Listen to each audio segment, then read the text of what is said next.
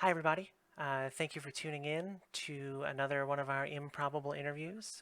We are that D&D podcast, and before we kick things over to our special guest for the night, we're going to go around and introduce ourselves so you know who is doing the interrogation for this evening.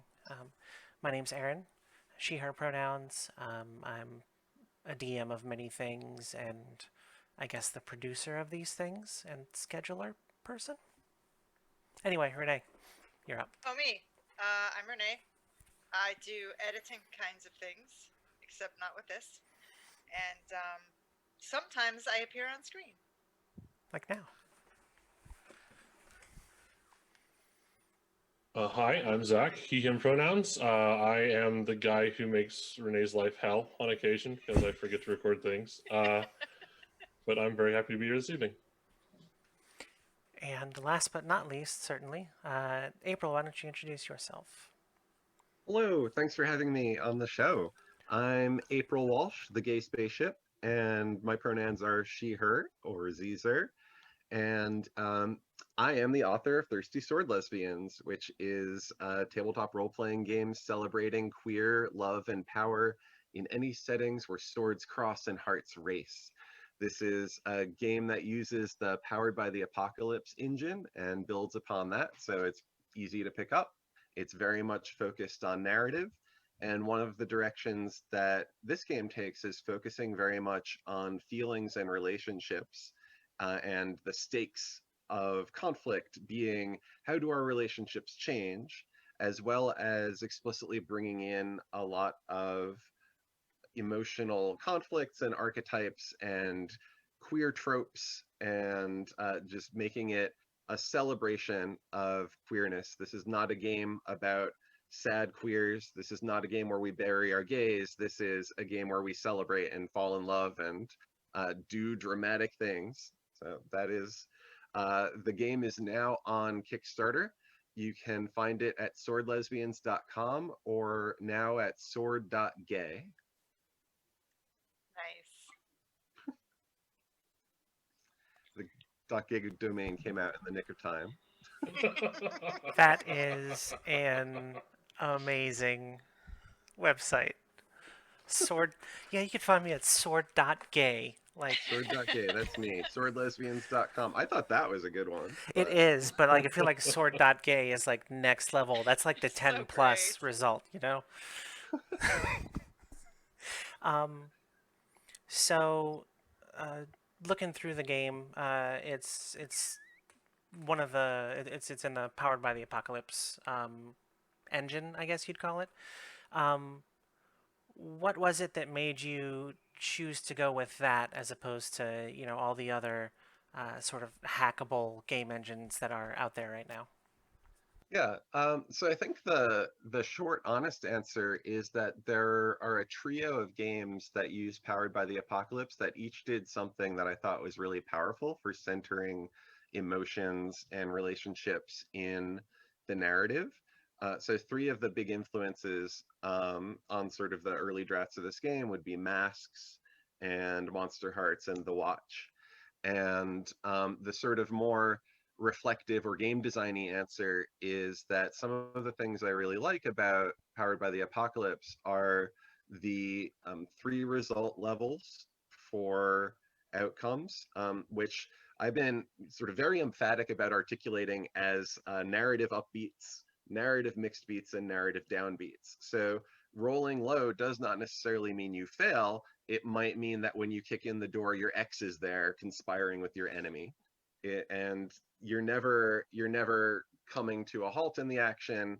Everything brings you forward, makes things more interesting. It's fun to roll low. It's fun to get in trouble. I'm playing in a game of TSL right now where I started fighting someone and I'm not rolling the fight move because actually what I care about is flirting with my fellow party member that they were fighting, and just rolled terrible, got impaled to a wall, had a huge amount of fun just rolling terribly and showing up and just completely failing in this like suave maneuver in a way that brings things forward. And we're good. The cat girl I was flirting with and I are good now. We got together in the last session. The one who impaled me, not the PC. That's a work in progress. So this is the kind of melodramatic sort of disastrous fun that that the game encourages and that PBTA has a lot of tools for encouraging as well. And it's also a system that it's very easy to build on it in a way that is intentional, where I can sort of communicate this is why this system exists and how it interoperates with the other aspects of PBTA. The chunks of moves as a little bit of game design are very easy to work with, and very hackable. So one of the goals also was that this would be a game that you can tailor to your preferences or to your stories, and it is very much presenting a particular mood and mode of play, that that has a bunch of options within it. But then also there's a whole chapter on sort of why things are the way they are and how you can tweak it and what happens if you change this, and advice on designing new elements, so that it can remain something that people can make their own and build upon. And obviously it's going to be open licensed, so there can be a commons of people all telling different stories that are focused on feelings. And so I've focused very much on sword lesbians and queer experiences, but a lot of what's in there goes beyond queerness. And one of the sweet comments that I hear is when someone with a background that I don't have says like, oh, this playbook really speaks to the experience of being biracial, and like that's powerful. And like, I don't have that experience. I didn't necessarily write it with that particular form of conflict in mind, but it's really rewarding to hear that the themes go beyond what I could have expressed from my experience. And I've also brought in 5 contributing authors to write settings for the core book. So those are all going to be in there in print. When you pick up Thirsty Sword Lesbians, you're going to get a bunch of stuff I wrote, and a bunch of stuff that other fantastic game designers I admire wrote. And in terms of settings that sort of play with the idea that the thing that's constant in Thirsty Sword Lesbians is this mood and sort of a sense of genre, but it's not constant in genre in the sense that you're in space and this is a space opera game, or this is a Three Musketeers game. You could riff off of those genres in TSL, but the thing that is defined about it, the thing that is constant about it, is this sort of like fun, over the top melodrama, feelings focused action romance. Mhm. That's definitely the feeling I got reading the moves and the playbook stuff. Was this is a very much like a pulp romance adventure game that spoke to those sorts of emotions. I really like that. There's a seems to be a laser focus on that sort of central concept to it. I like that. It definitely, you try in a lot of ways to focus things in on the feelings, and Mm-hmm. sometimes those are romantic feelings or non-romantic feelings of connection. Other times it's I have some mechanics that are there to make you experience something as a player, right? So it's not like, how many love points did you earn? We're going to roll for falling in love, right? It's not mechanizing emotion, but having mechanics that make you feel a certain way. And so there are a couple of different modes of doing that. One is there are mechanics like strings. So a string, it represents someone's emotional understanding of you, or it represents how much their opinion matters to you, or how it's sort of a judgment neutral measure of how much they could influence you for good or ill. So someone having a string on you isn't necessarily something you want to avoid. They can use that string to help you, either with a roll or by tempting you with the string to do some like self-care or resist a temptation that you really shouldn't give into. But here I am waving a string at you to give you XP if you do the silly, dangerous thing. and maybe your friend is like, oh, no, here, I'll wager a string so that you can get that reward, um, without doing that. But you can also spend strings in ways that are like not helpful, or are even undermining or a little bit manipulative. And so the game protects your autonomy in the sense that you can't spend a string to force somebody to do something or feel a way, but you can spend a string to tempt the player with an XP, and that's often enough. Certainly I am not approaching an RPG trying to like play optimally and win. This isn't like a tactical combat RPG. And yet sometimes it's nice to have that mechanical permission to do the foolish thing, or make the unwise melodramatic choice. And so I've sort of touched on, in explaining strings, two different ways that they interact with that like player emotion. One is when I hand out a string, that's a vulnerable thing, right? I am trusting you, or maybe I don't have a choice, then it's not really a show of trust. But at the start of the game, after we flesh out relationships, you give each other a number of strings for how much do you think they have sway over you. And so that's a vulnerable thing. And then we'll see, does this person who has this sway with me use it in a loving way, in a disaster lesbian being manipulative because of their own scoundrelly issues kind of way. We'll see. And then that moment of temptation with the XP is another way of sort of drawing the player's feelings into that equation. Like your character might be really tempted to do something, and here I am waving something that's tempting for your player because you want that juicy XP, and that brings it to the player level as well. Um, Another category of places where the moves encourage that kind of emotional connection are leaning very much into moves and mechanics that make a conversation happen. So I may initiate the move, but then it has input from the other person. Here is your menu of options. How do you respond to my enticing behavior? Or how do you respond when I try to give you emotional support? Does that feel meaningful? Um, and even when you're crossing swords, there are a bunch of things you might be doing when you're crossing swords. You might be flirting with the other person. You might be trying to figure them out, or you might be actually fighting them because you want to.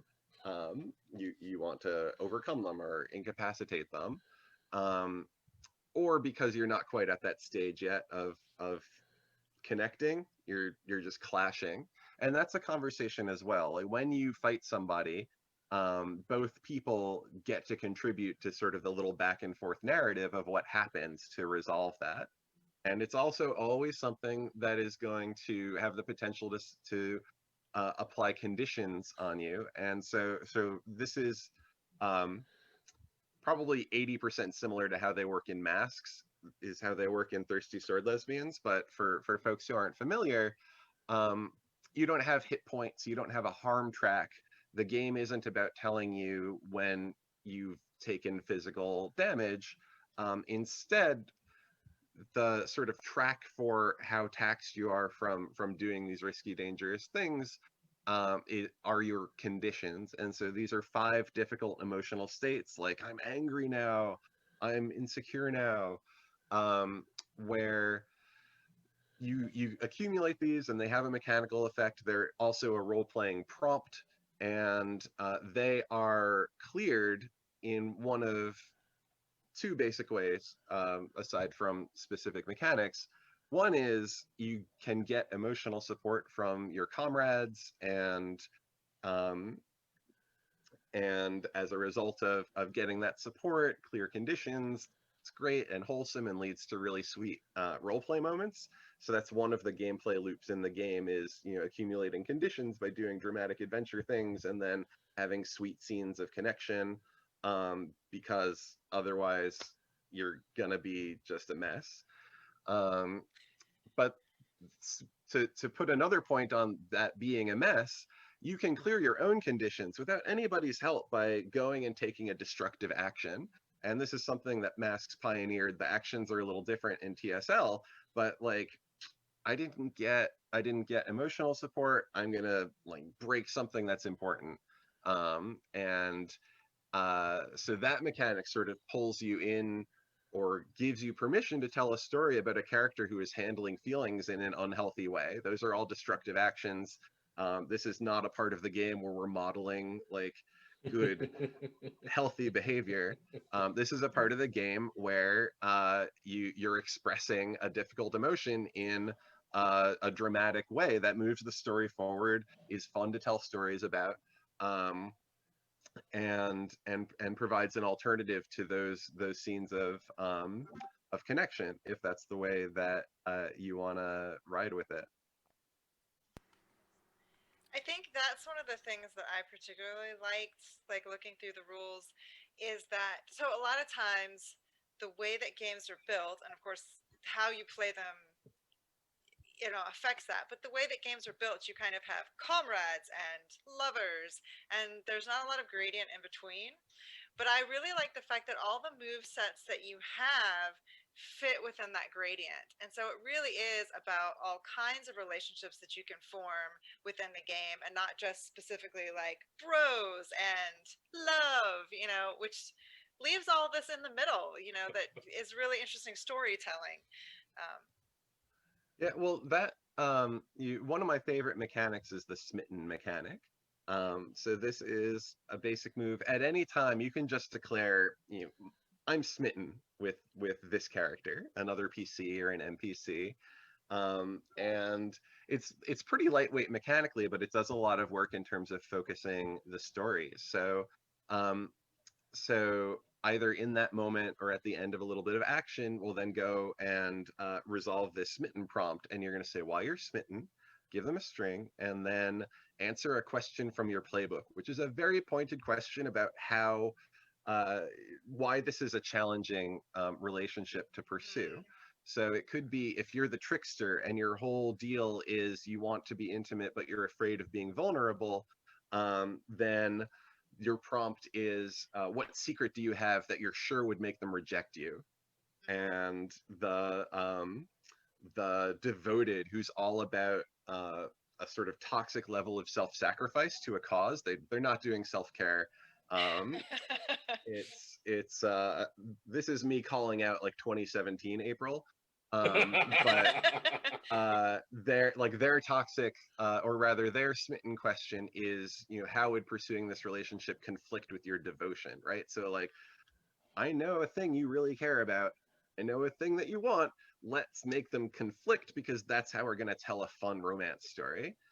It's right, it's not like spend points to increase your love score with like Right, your colleague. It's like, okay, cool, so you have a crush, here's why that's going to be right. really fraught to pursue.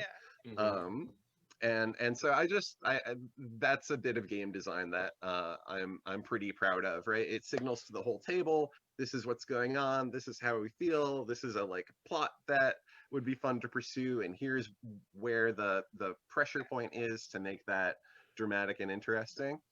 So that's, in response to your comment about um, the range of relationships that you might have with people. um, Smitten is not a thing that you declare you're one smitten and that's it, you can't love anybody else. There's not like a formula for how you show your affection to people. Actually, the playbooks, um I would expect a devoted who's all about that like toxic self-sacrifice to show their caring in a way that's very different from the trickster I described, who doesn't want to be vulnerable. And so they might secretly do something nice for you. And in the case of the trickster, they actually have a little mechanic called too many feelings, where basically, like, as they bottle up their feelings, they get more and more until they erupt, and they can relieve the feelings by like secretly doing nice things or opening up to people. But it's also super fun to just like bottle it up until you erupt and are just like, you're no longer the calculating, sneaky, masked figure. You're just like a vulnerable mess, and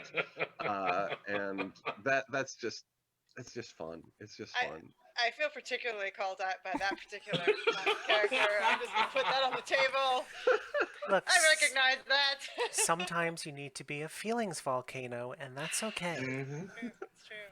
sometimes there's bonuses involved. Also true.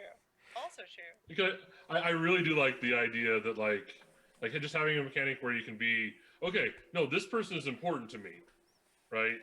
Here is the second act time bomb I'm going to set here for later. Like I Totally. love that combo. That's so good. Totally. I think the oh, I'm sorry. Go ahead. Oh, well, I think I really like the conflicts that you created for each character, which I think goes along with that because for every, like, they want this thing and they're pursuing that thing, but on the other hand, here's this, internal struggle that really kind of does lead to those interesting twists as the game progresses, I would think.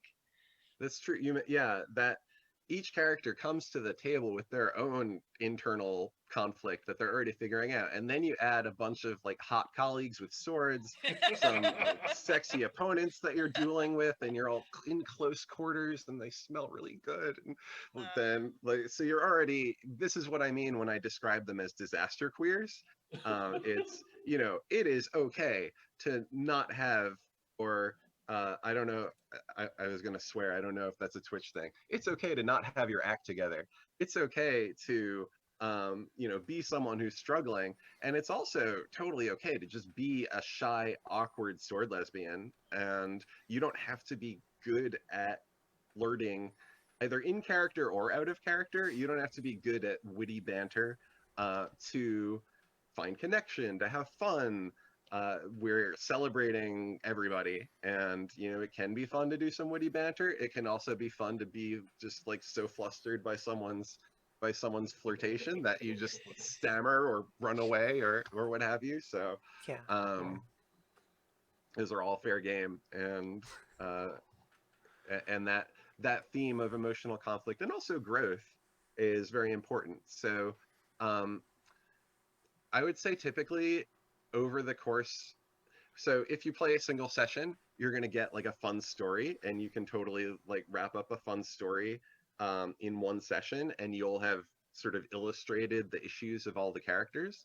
If you play 5 to 8 sessions, then people are probably going to start sort of resolving their initial emotional conflicts, right? Like the trickster is going to learn that actually it's safe to open up with these people. There are trustworthy people in the world, and and they feel better when they do it and connect. And so that's why one of the advance options when you get enough XP is to switch to a new playbook.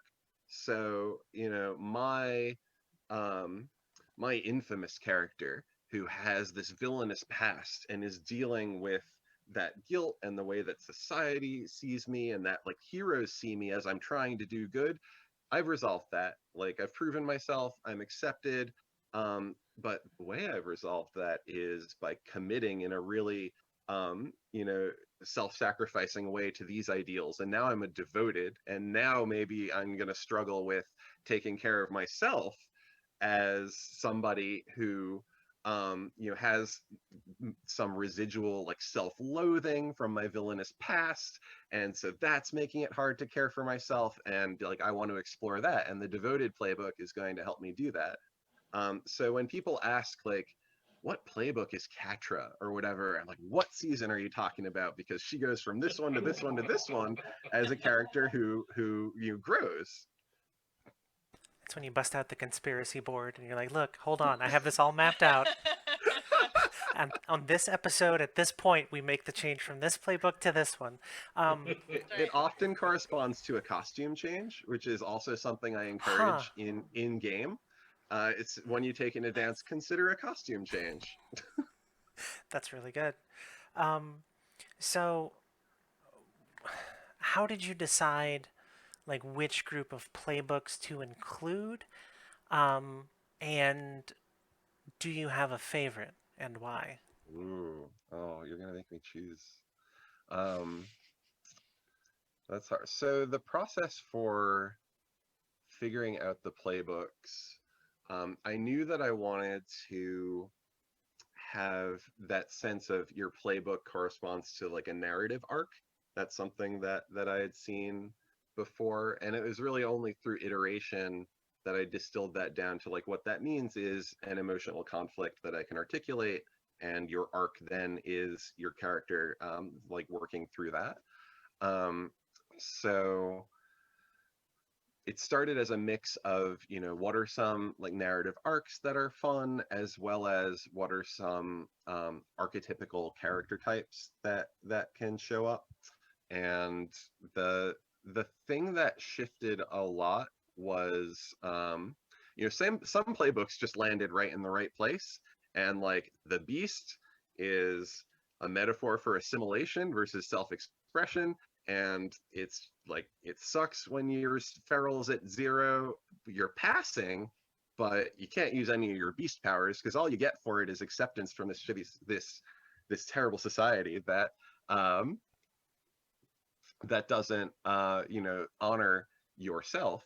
And then when your feral's at 4, you're bursting into your full beast form glory. And that playbook has just worked since very early on. Whereas uh, sort of one round of playtesting around the infamous caused me to sort of refocus it a little bit, and also build in a little custom safety tool when you choose the infamous, because you know you are a character who has done harm in the past, and I'm going to tell you, and I'm going to signal to the GM and the whole table that no one is obligated to engage with you on this stuff. And if the sort of backstory that you have in mind, the backstory that you have in mind has to go through a little safety tool process to make sure that it's not something that, you know, if a player were to forgive you, that would be uncomfortable, um, or that that it's unforgivable, right? So like you can dial that playbook down to like cartoon, like I didn't know any better, and as soon as I learned that like humans are real people, then I've had good values ever since then, right? Like if your table doesn't want to explore you know, anything too in depth, but it also gives you the flexibility to be like, hey, you know, what if we tell this story about you know, someone who's seeking redemption from something very hard. And it's just really important that the whole table really like freely, voluntarily, enthusiastically buy in to telling that kind of story.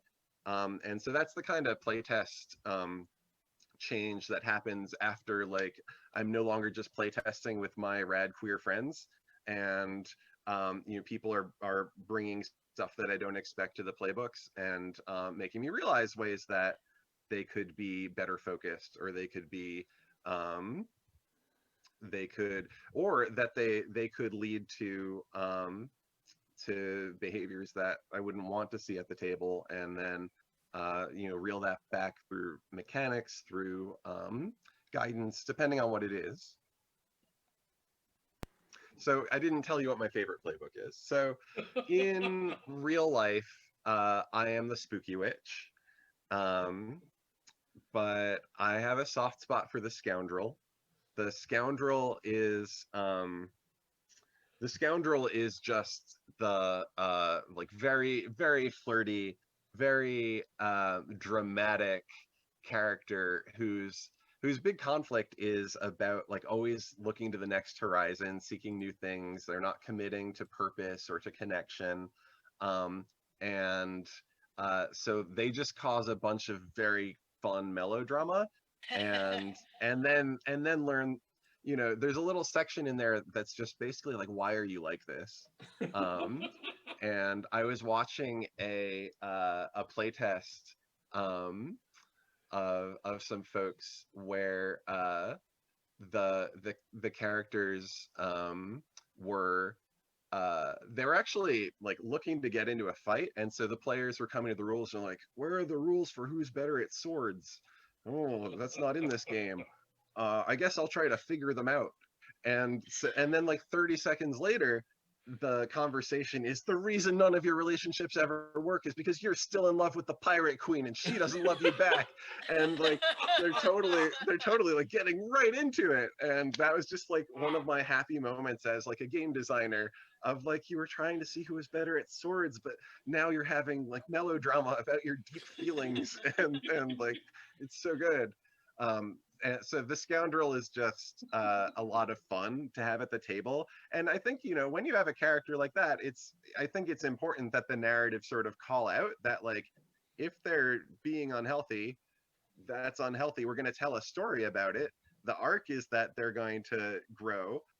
We're not just playing like bad people because it's fun to like be bad and hurt each other. That's not the kind of game that like I wanted to craft. I'm sure you could figure out how to do it at a game of TSL, but the rules are not going to steer people in that direction. The rules are very much, reminding you uh, that it's sort of important to keep track in our fiction of like what we're expressing because it's our values and what we're expressing because we have something to say about it. And so there are explicitly toxic powers in this universe, or in a TSL game. When you define toxic powers when you make a setting, and so that could be a megacorp, it could be a king or a church or a government. It could be a cult, or it could be, it can be something. It could be like a social movement within an otherwise healthy society, and you sort of name those. Like those are toxic powers. There's a mechanical consequence to that. They do drive. They do drive plot. They give you some sense of like we figured out what's exciting for us to be sort of at odds with in this context, and sort of what scale we want it at. Like, are we the underdogs and there's a toxic power that runs everything, or do we come from the interstellar queertopian federation and we are trying to maintain its health when there is this like very well-meaning and cute bee alien who just wants us to not have free will because then we'd be all closer together in a hive. It like, don't do that. But you're a sort of like you're a villain who can be understood, and yet we can say that is toxic, right? Like eating everyone's free will is not something that I recommend, and we're going to name that. But some of the other guidance as well is it's important for your villains to be understandable, and not every villain is redeemable or romanceable necessarily. You could play a game where like every darn person you cross swords with might be into you, um, but it is important because conflict is so focused on the relationships between the characters. You need to be in conflict with people who are interesting enough that you want to explore that relationship narratively, right? So you're not going to fight like 30 to 50 feral hogs. You're going to fight the cute hog lady who is like post-transition Bebop from Teenage Mutant Ninja Turtles, right? Like you're gonna fight somebody like cute and fun, and so that's part of like coming up with villains in the game, right? Is like, why are they potentially appealing? Even if it's like, she's a vampire and she does eat people, but like those muscles are just like really cute. Or maybe there are other aspects to her that are potentially enticing, even though we know this is a terrible person. Like this captain of the Void Empire who is exploring the galaxy, seeking out new life and new civilizations to exploit them for the benefit of the Empire, is closeted and gay, and maybe she has the potential to learn and grow out of that, or maybe she doesn't. Maybe she's just using you. We'll see, right? We're gonna play to find out. But the idea of adversaries being people that you want to explore your relationship with is pretty central to the game, right? Like mechanically, it supports if you just meet somebody and you don't care, you don't care about their feelings or what they think of you. You're just gonna fight until they're not an obstacle. Like you can do that. I don't think you're gonna get the most out of the game. but like you will wind up with some feelings about it because fighting and engaging in violence is likely to put some conditions on you. So even if the opposition is a total dud, then what we're going to be doing is exploring the relationships between the characters, right? Because like how does my character who's smitten with this person, who's smitten with that person, now I'm angry because we had this conflict. You know, is someone going to like soothe me? What am I going to do as a response to that? The loop works, even without the adversary being part of the relationship mesh, but that is sort of a technique that will make it even better and even more melodramatic and tangly, and sort of like designing for graceful failure was also part of my design goals, right? Like if you forget to make the villain appealing, then what's going to happen is the players are going to talk to themselves more and have their own melodrama. If you forget to spend strings as a player, then eventually you're going to hit 4 strings and you're going to trigger the string advance. I'm going to give you an insight about the character that you have all those strings on. You're going to get some XP. It's going to feel like a fun bonanza, and then you're going to have the choice: do you share what you learned about them with them, because you have this insight that they haven't even figured out about themselves? So like, what are you going to do with that? And so there are other examples as well where like it's not super complicated, but even if you forget about a mini system, it's going to it's going to work, right? Or even if you design your adventure in a way that like isn't following the like advice for how to milk the most drama out of these disaster queers, like it's still going to be a good time. You're going to have feelings. You can, once you make these characters, you can just like sit them down somewhere and they will drama each other. Like there's a lot in the playbooks and the relationship questions that winds up a whole bunch of fun drama to unfold, and to make your job as a GM easier, right? Like you come up with a story and with interesting challenges and people and mysteries and places to have dramatic sword fights. That's like one of the steps of prepping for TSL. Is like, I'm gonna write down a couple of places where it would be like really cinematic to have a sword fight. Um, but then like you pour these characters in, and they are going to make drama, whatever the situation. There's a little miniature adventure prompt for one of the space settings where you just like you land on a planet full of like 4-armed green hotties, and you just have a nice time, right? Like I trust the characters to bring enough of their nonsense that like as part of a campaign you could have an episode where you know we're going to celebrate, we're going to do like a very character focused episode. There's going to be some like cultural exchange with these people you don't know yet. Someone's going to get jealous about something probably, and like drama will happen, without it necessarily always being high stakes. Um, or rather, I'll put that a different way. To your character, your feelings are always high stakes. So the sort of procedural narrative of what obstacles and tasks you're taking on can be, very, very mellow or really epic. And either way, you will have those fun moments of being invested in the character, and those feelings that feel high stakes to you. Nice. So looking through the prep guide, I'm going to kind of loop things back towards the safety tools you talked about earlier. Sure. The prep guide has safety tools listed and stuff in there, and those are obviously very important, especially if you come to if you're playing at a table, it's not all like cis het white guys. Um, were there specific reasons that you chose the safety tools that you did? Yeah. So I think obviously if you want to tell a story that's engaging your feelings, it's important that everyone feels safe to do that. Um, and there are, I think of 4 different layers to that. One is just who's at the table, right? Like that's the first safety tool that I use. But that's something that I don't talk a ton about in the book, but like the top level is just who are you choosing to play with?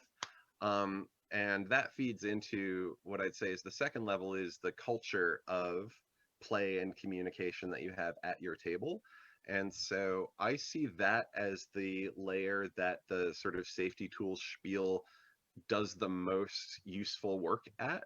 We're starting to play, we're all going to acknowledge that everyone's well-being is important to us and is in fact more important than you know, following the rules of the game or telling a satisfying story. Like I think you will, but what's more important is that people are thoughtful and respectful and compassionate and not harming each other, right?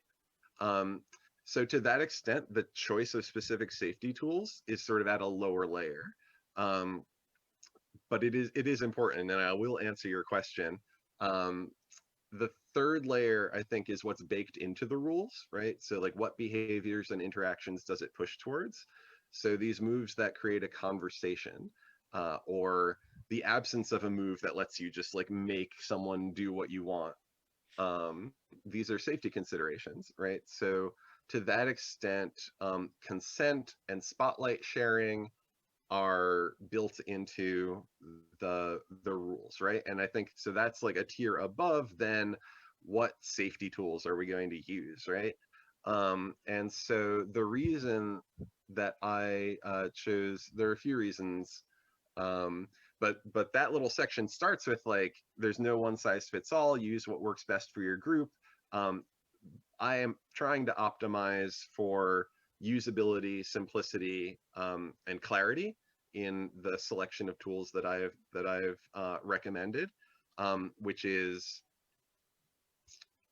threefold.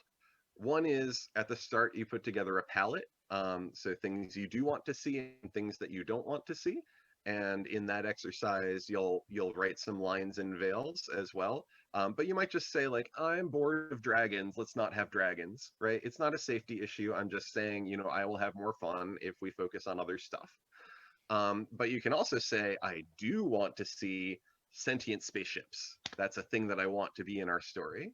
And sort of like get on the same page about what you are excited about and what you either are not excited about or where you have safety needs around things. And like lines and veils are pretty well known and easy to explain. Um, I would flirt with a spaceship. I see in the chat an important question. Thank you for asking that for me, so I don't have to ask everybody. Um, so then the second safety tool is a simple X card, right? And so this is something that a lot of people know at least a version of, is very simple to explain. Something that I've been using since Occupy in the early 20 teens, and translated to RPGs in a way that's really helpful. And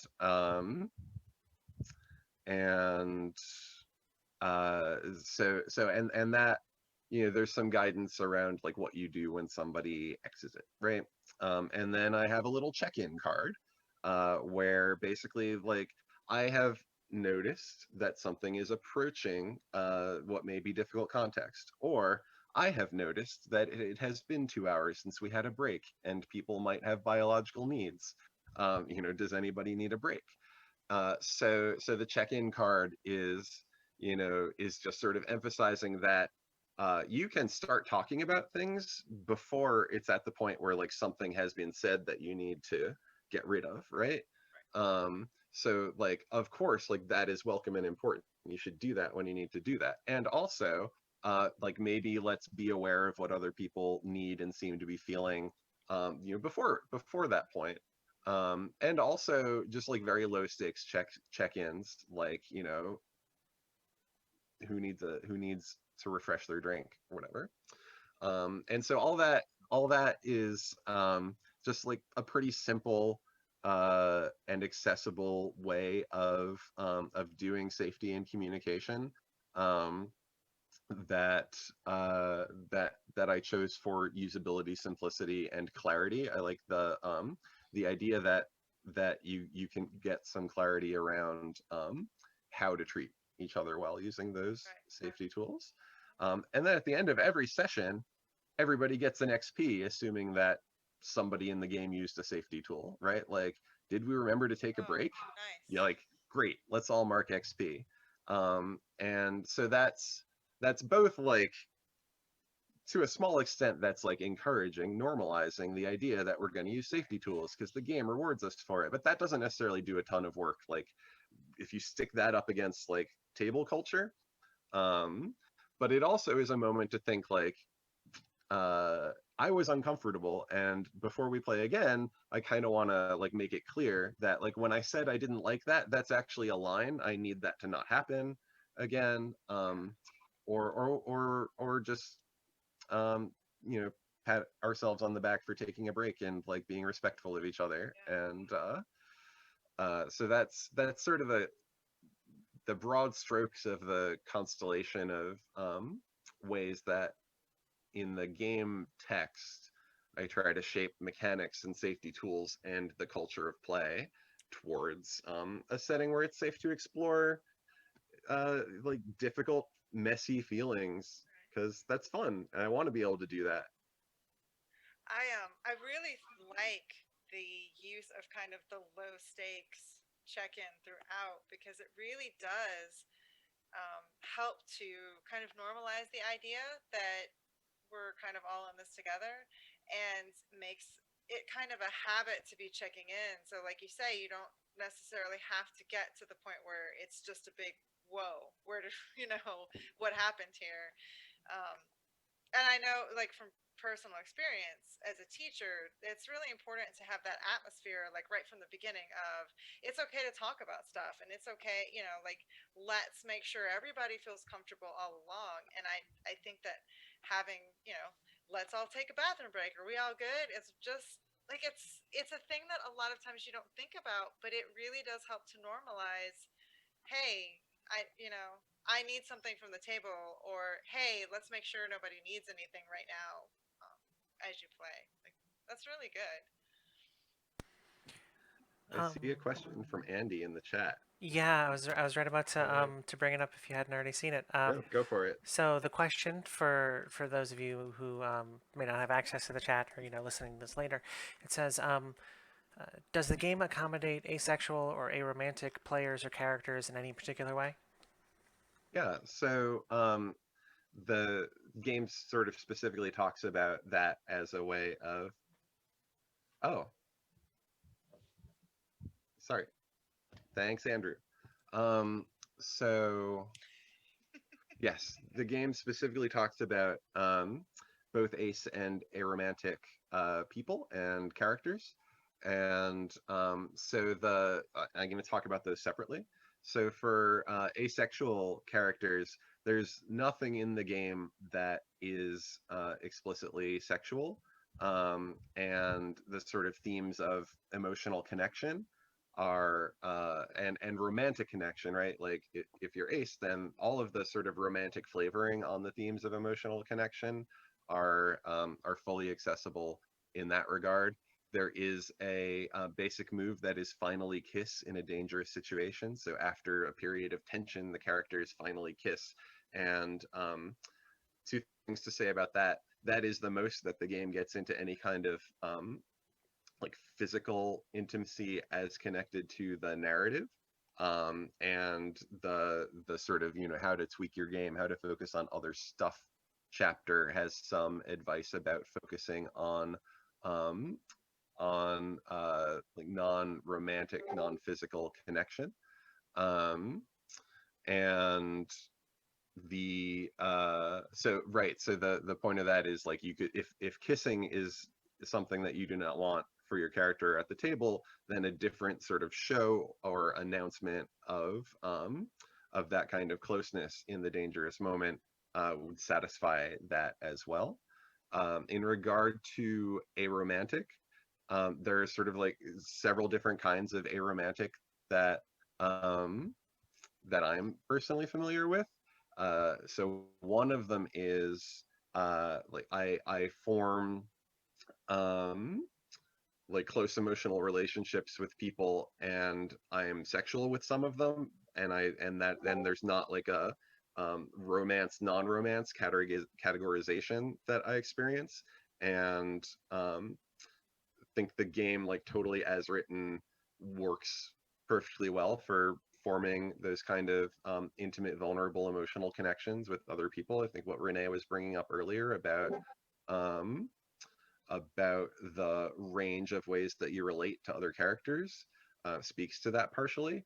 And then there is also a variant rule presented where the entice move is befriend, and we're focused um, on like explicitly not romantic or sexual forms of emotional connection. And so that's a move that you can swap in for entice, and it takes some of the prompts like give in to desire or like get all flustered, and turns them into things that are more about like invite them to a thing or connecting in other ways. Um, so yes, I think it does. I think it does speak to and accommodate folks who are on the ace and aromantic spectra, and there are some both variant rules and sort of ways that everything as written will work for that.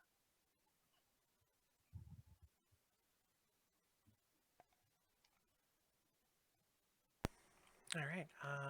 Does anybody have any pressing question on the front of their mind that they want to ask? Keep coming up with questions, and then she keeps answering them. So. Are you from the future, and have you already experienced this interview once and are therefore altering the timeline by answering questions that we would have asked, but now we don't? I have the worst possible option. I'm just living 2020 over and over and over again. No, stop. Don't Stop. do that. That's No, great. don't do that. No. Groundhog No, no, Year. no, no, no. I knock on wood. I knock on wood. You keep that evil away from me, Zach. That's right. Um, so, I had one somewhere. Hold on. So how did you go about like designing the game? Do you like we talked to a few people and they carry like notebooks with them everywhere they go, and anytime there's any kind of inspiration they write it down for putting into either the game they're working on or a future one. Some people just kind of sit down and blast everything out. What's your process for design and things like that? I think more on the notebook end of the spectrum, though I'm all digital, right? So I have a file for each of the projects that I'm working on, and we'll toss stuff in there as it comes to me. I think I'm pretty slow, in the sense that I like have a day job, and earlier in the creation um, of the game. Sorry, I keep looking at the chat and getting distracted. Um, so like early in the creation of the game, I could go for months without touching it, right? Like I'm busy, I have a brief I have to write or 3 briefs I have to write. For those who don't know, I'm a civil liberties attorney in my day job. So I sue the government and protect activists and journalists and defendants in criminal cases and stuff like that. Hell yeah. So I'm busy, right? I don't know if you've noticed, but like there's stuff going on in the world. So it'll percolate for a long time, right? And I'll put down a version of ideas. And I think it's really important to get something on the table as soon as it's in any kind of shape to play test it. And you'll see like, wow, that's actually really cool. Or I have way too many basic moves. Like no one's ever going to do that one. Maybe if I really love it, I'll save it and put it in as an optional move. Um, so it's very iterative, right? Like the first version that I play tested, it would have been either late 2017 or early 2018. And the chosen was called the Fancy Pants, and like the very first move that someone rolled was Entice, and it was a good way to start. But it's come a long way since then. It's come a long way since the first public version that I released in May 2019. And it's also gotten like really polished since the version from December that was for the public playtest. So I'm really excited. It's also just gorgeous. It's beautiful now. Like I don't know how to do layout, but Evil Hat does, and Kanisha is doing such incredible art. That picture in the middle, that's Kanisha Bryant, and I highly recommend for any kind of project where you want like really expressive characters and really just brilliant colors that you take a look at Kanisha's work and help sort of support her on Patreon. Um, but I learned a lot as a game designer over the past 3 years. Um, so I think my process for my new games is going to be a little bit different than sort of the long path that got me to Thirsty Sword Lesbians and got it in a place that I'm really proud of. There was definitely like a phase there where I was just, anytime I saw a new game, I'm like, why is this game so good? My game is terrible. And so like if you are feeling that about a game you have designed, like that's a way that you can feel, but probably your game isn't terrible, and as you keep working on it, it'll become something like cool and great. So basically like design a game and then try it out, and then people are going to hopefully like it and encourage you to keep working on it. But it's very iterative. So I wrote a lot of things and tossed out the things that didn't work and refined the things that did work. I'm not sure I have any brilliant insights beyond like do the thing and try it out and see how it goes. But it's definitely also helpful to like build a bit of a community of folks who are excited about the game that you can bounce ideas off of, whether game designers or not. Um, just I work very socially, right? So I want to be interacting with other people as I create and getting people's reactions and bouncing thoughts off of them, and that definitely helps me to focus on the game and refine it and make it better. That makes sense. I think one thing I didn't do that I do often see is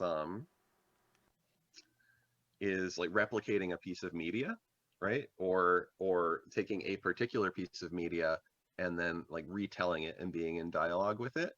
Um, I think fanfic is really important, and I think that like fan games are really important and fan art, because the media that we are given by the legacy cultural behemoths that own all of our culture are not reflective of us as a diverse society. And one of the places where we get to engage with those common cultural myths that everyone has seen is by speaking to them with fanfic. And I have described Thirsty Sword Lesbians as slash fic the RPG. The slash fic being a like relationship oriented fanfic, and also a sound effect that swords make. So it's a really good alternate name. Um, because if I used to love Highlander and now like can't rewatch it because it's like too straight, then we could play Immortal Sword Lesbians and basically take the premise of that thing and look at it through the lens of the game and wind up with a queer action romance take. So you can do a fan game of Star Wars. You can do a fan game, not of media, but one of our stretch goals. Well, so one of the settings in the book, no, one of the stretch goals is about Heian period Japan, where evidently people would wrestle on horseback and also have like archery duels on horseback. And it like as soon as I was talking with Mendez about it, uh, just got like very excited about some like Heian period Japanese sword lesbians like wrestling and shooting arrows at each other, but they're wearing armor, so the arrows bounce off. It's more about the flirting. Um, and I just think it's really fun to be able to create a lens like TSL that you can then sort of interpret other stories through, be they fictional or historical. And so that is one of the things that's really exciting about bringing in a bunch of stretch goal authors as well as the 5 contributing authors who are in the core book. Janaea Kemper wrote this fabulous steampunk 1920s inspired but kind of sci-fi, like worker uprising poets who make swords out of words kind of setting. And that's all like really core TSL. Those are core TSL values about fighting for liberation and being really expressive and having feelings. And it's just a good setting for those things to happen. So I would happily gush about all of the settings that are in the core book. We are recording before the Kickstarter, so we have not announced our stretch goals, but there are a couple that have been floating around that I feel like I can talk about without spoiling anything. Lucian Khan is writing Gaylords, which is like an MLM take on a lot of TSL themes and a reclaiming of the Gaylord phrase. Um, and I was mentioning Mendez's project. There are actually so many that I don't want to even try to list all of them because I'm in love with a lot of them. There are a couple of new playbooks that are in the works. One of them focuses on queer parenting and specific sort of like conflicts and tensions around doing that, which is not an experience that I have, and I am excited beyond words to see Alexis Sarah's take on it. Um, so, I mean, part of the motivation behind making it hackable was like, I want to see all the cool things that people make, right? Like, that's exciting to me. So, so I'm just thrilled that we get to do that. Um, we have one stretch goal I can definitely talk about that is really exciting. I'm not going to say a number in case it changes before launch, but there's an amount that I think that we can hit at which we will be able to fund art for all of the stretch goals that we fund, right? So like right now, as I speak now, it's a 224 page full color book full of beautiful art. Um, and if we hit that goal, which I'm really hoping that we do, then all of the worlds and characters that everybody is imagining for these stretch goals will also be able to be illustrated. And honestly, one of my motivations in bringing the game into a commercial setting is to be able to pay people to draw sword queers. So that's been really exciting to see it turn into like a gorgeous book. I'm gonna hold it. I'm gonna hold this book in my hands, and it's gonna be good and fun. So yeah, the Kickstarter sword.gay will take you there. So great. Love it So great. so much. Um, so I mean, I think we're starting to get towards the end of our time. Does anybody have like a last question, and then we can do outro stuff? Excuse me. Well, can we talk about when the Kickstarter actually kicks off? That's a good thing to also to yes to. That's a good question. Can I talk about when the Kickstarter kicks off? If Sure. you can't, that's fine. I'm gonna make it. It is less than 2 weeks out as we record. Okay. So as soon as there is a like get hype and sign up for notifications page, sword.gay will link to it. Yes. And it's soon. It's coming very soon. Nice. And I didn't shout out Evil Hat yet, the publisher, but they've been great. And like really supportive of me being able to like share this vision and like be the one with the cultural fluency to make this game, and just being like very supportive and helping to make that happen. So Evil Hat has been great to work with, and Fred is a wizard at layout stuff, and it's all really gorgeous. And I would not have made this game by now yet if I did not have their support and Sean as a project manager. and Karen, my editor, has made the game a lot better.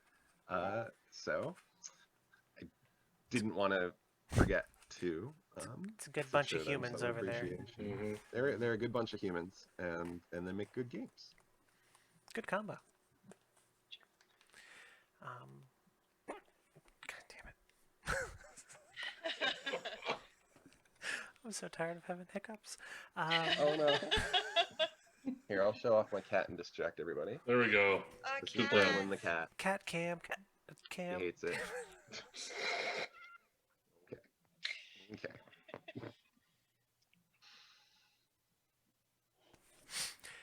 Okay, so during playtesting, is there anything that uh, one of the players did that like fundamentally changed the way you saw any like characters or rules or anything, or did it all kind of go the way you were expecting it?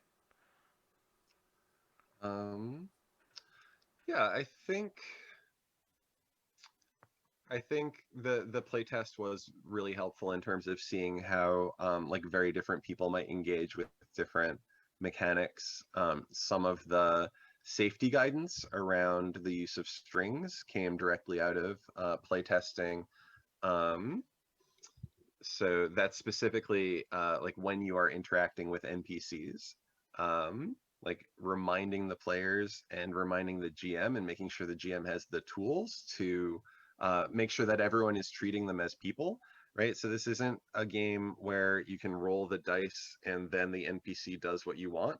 Um, this is a game where, when people show up and they're sort of like reaching for that rule, we'll be like, well, here are a couple of ways you could go about it. You could try to figure them out and figure out what they care about and what they want, and then you sort of use that information to persuade them, that so that the interaction comes from understanding the person that you're interacting with. You could like flirt with them. You could entice them and get some like leverage with them that way, because we're telling that kind of story. Um, and and then like when you do have a string on an NPC, in earlier versions, it was just like, if they're an NPC, then sure, they'll do like what you want if you spend a string. And so that got refined back into, they may well like just do it because you're cute, or like you understand how to approach them about it, or like they want to do you a favor, right? They might do that. Um, but the GM is very much empowered to say like, no. First of all, no, but also like, um, give you the insight of like why that's true, right? Like what would have to be different for them to like to want to do that. And so refining that was something that happened over the course of play, and also that was actually a really productive session, because I got that, and I got the idea that like we should do the XP safety tool check-in thing at the end, right? Because like people have been uncomfortable and like not engaged the safety tools, right? And I thought there was a sort of like post-processing that happened that might not have happened if we weren't approaching it in that like thoughtful way.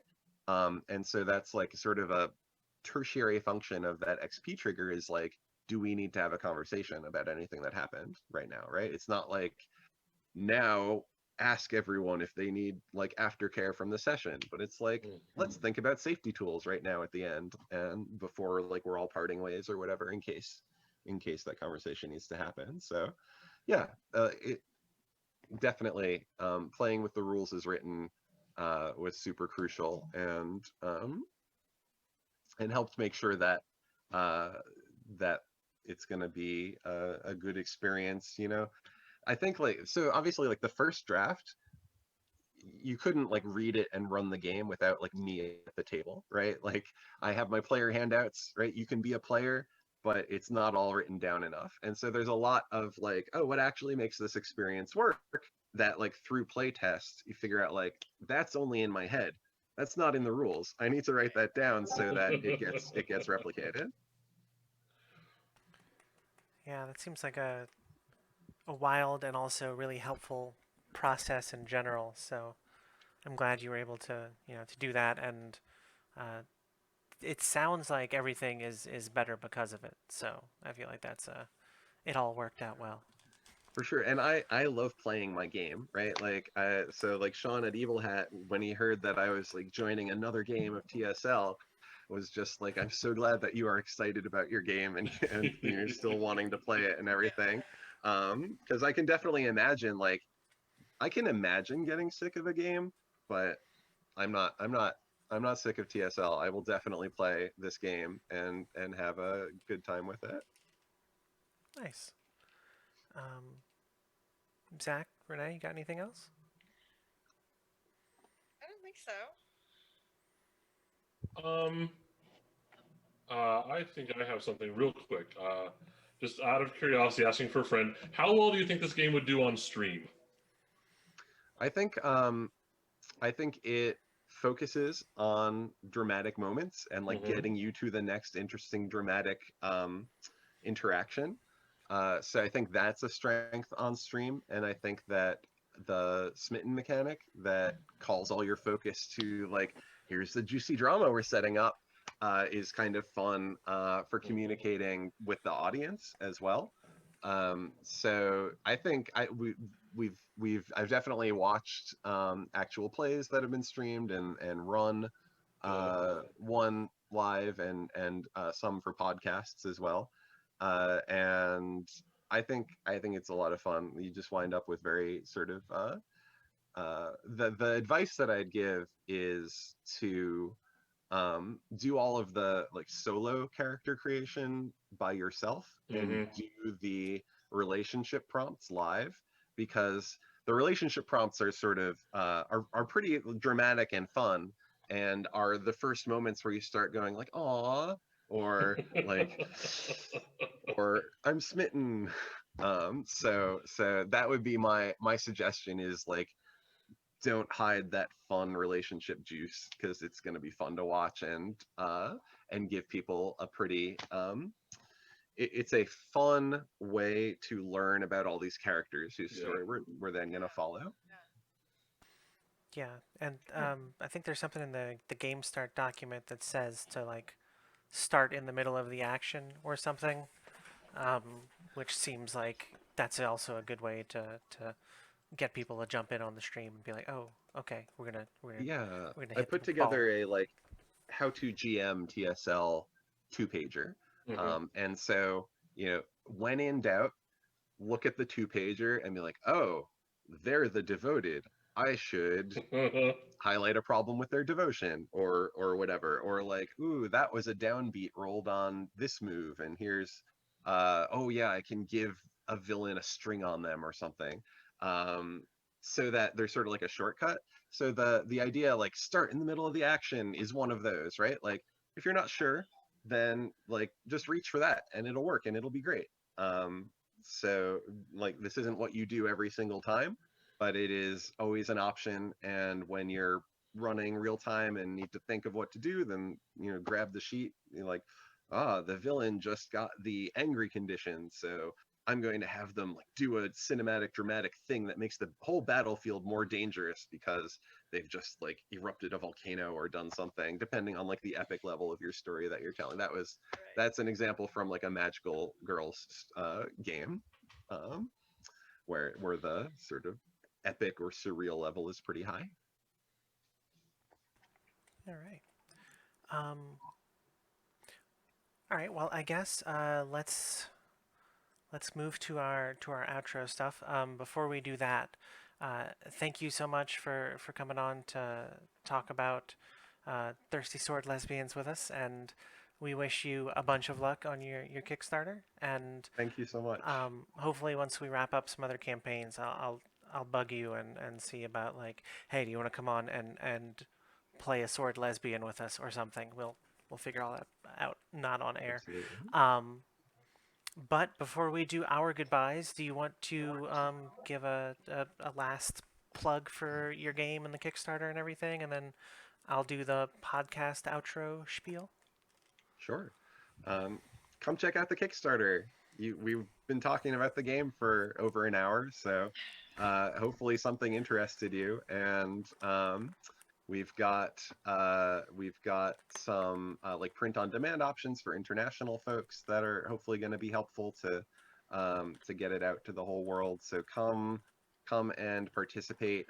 And we've got the PDF, we've got the book, we've got the Roll20 supplement, we've got the community copies so that you can help other folks who are in financial hardship participate, get access to the game. So come check out all of the beautiful art. Here's Tanisha's cover art, and we have just a gorgeous range of iconic characters for the playbooks already set and up on the Kickstarter by the time you see this, if it's recorded, not yet in real life.